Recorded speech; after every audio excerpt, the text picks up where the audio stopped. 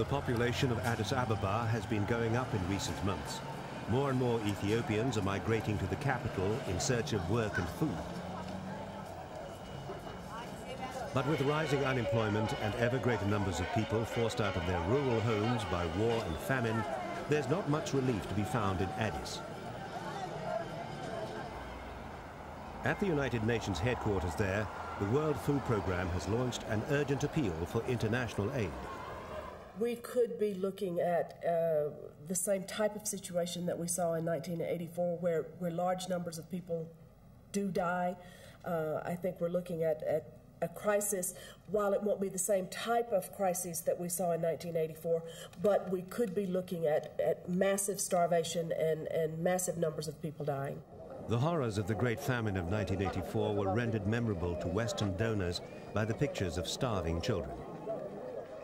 The agonized faces of mothers and the application of Bob Geldof's Band-Aid to the children's plight aroused sympathy then. But surely it couldn't happen all over again. The Wello region in Ethiopia's northeast highlands is the same area most affected during 1984 to 85. This year, the rains came late again after 3 years of bad harvests. Even with normal rains, the soil is poor and rocky, and although people did start to plough, a crop, if any, would only bring food in December or January. This farmer is one of the last remaining in his village. The other men have all gone off to look for work elsewhere.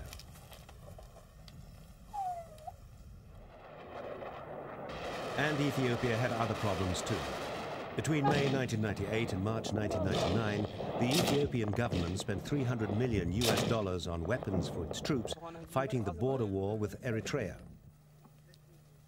But the Eritreans were not exempt from hardship either. The same climatic conditions prevailed on their side too.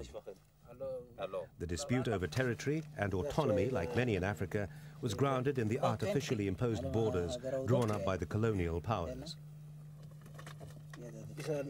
But the drain on the manpower and limited resources of these impoverished nations was phenomenal. Fortunately, the belligerents finally signed a peace treaty at the OAU conference in Algiers in August. At last, the armies could start to make their way home. But the soldiers who survived the fighting, albeit on minimal rations, won't be going back to scenes of jubilation.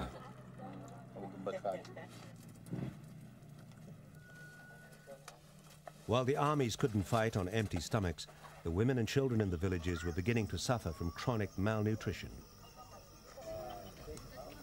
These people in the Lalibela area of Ethiopia are in despair.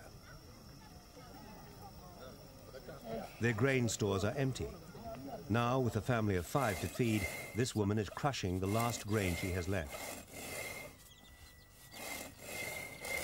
Soon there'll be nothing at all to eat. In another village, the people have already sold their last remaining asset, their cattle. Some have managed to eke out the grain they received from a distribution program months ago. But if no more is forthcoming soon, they'll starve. Fatiha Ali also has a family of 5. Instead of the recommended 15 kilograms per person per month of grain, the emergency aid distribution was only just over 12 kilos for the whole family. We don't have any other source of income to purchase grain. We are praying to Allah to get more food aid and so our farm could produce. Some of these people suffered through the 1984 famine, and they know the horror they're facing. At that time, we lost a lot of livestock, but we had some assets and some stock. This year is terrible when I compare it to 84, 85. International food aid is distributed through Ethiopian government agencies.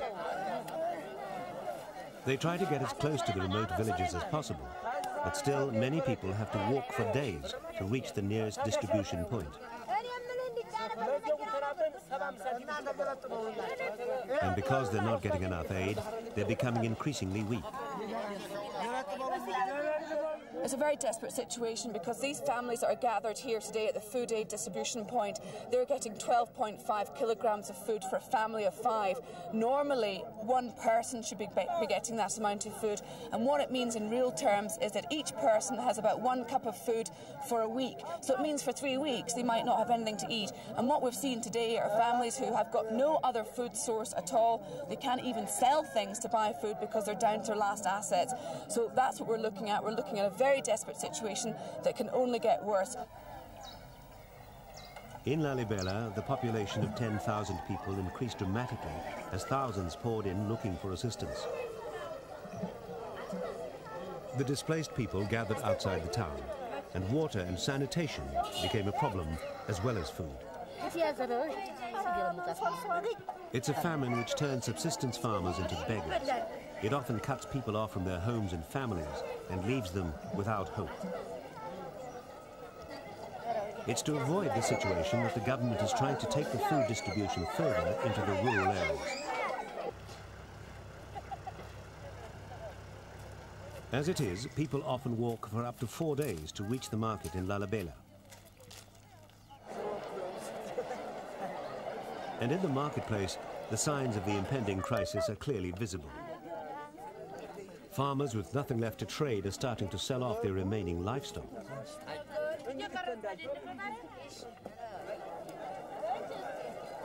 And some are tempted to sell part of their allocation of cereals from the relief distribution.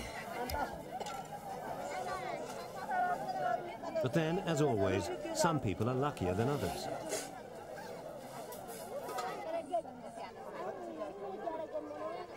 This woman has gathered some precious honey to sell. It's a foodstuff much prized amongst the Ethiopians. But while the cost of grain has never been higher, most other commodities are fetching very little because no one can afford to pay. And the traditionally rich families who used to provide support or employment are now amongst the poor. It means that the natural system of social security provided by age-old checks and balances within the society has been undermined. Selling the chicken now comes before selling the eggs. And as more and more families turn to woodcutting and charcoal production to scratch a living, there's further deforestation and the resultant soil erosion. And the last remaining animals in ever poorer condition are being dumped on the market for whatever prices they will fetch. Lalibela lies at the heartland of Ethiopian Coptic Christian faith. Its churches were carved in the mountain by King Lalibela in the 10th century. Although half of the country's population is Muslim, the other half is Christian Orthodox, hence the famous Ethiopian Coptic crosses. The priest of this church keeps a tight grip on his holy artifact, once taken by a Belgian art dealer and only recently returned by the Belgian government. Some desperate members of his congregation had sold the precious object for a few dollars. People are not praying enough. They're not fasting enough, following the church rules enough. That's why we have drought and famine. The clerics believe that the food shortage is God's punishment for lack of faith. The fatalistic view is that only God can help, that the people should confess their sins and pray for divine intervention, and every Sunday in every town and village, the congregations crowd in. They're looking to their faith to provide the solution to the growing crisis in the land. But this time, it may be man, not God, who will have to provide.